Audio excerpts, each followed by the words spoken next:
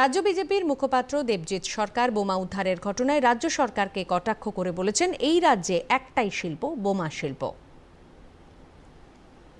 2011 থেকে আজকে অব্দি অস্ত্রের ঝনঝনানি, অস্ত্র উদ্ধার, বোমা ব্লাস্ট করে একেবারে সেই পারমাণবিক বোমায় যেরকম ধোঁয়া হয় সেই রকম ধোঁয়া, তার সঙ্গে আইপ্যাক, তৃণমূল কংগ্রেস এবং প্রশাসনের একাংশ বড় বড় দোতারা তিনতরা কর্তা ব্যক্তিরা দাঁড়িয়ে থেকে সেসব বোমা ধরছেন, ফাটাচ্ছেন, উল্লাস করছেন। সেই বোমাতে একজন সংখ্যালঘু পরিবারের নাবালিকা খুন হয়ে গেলেন সেই বোমা বিস্ফোরিত হয়ে।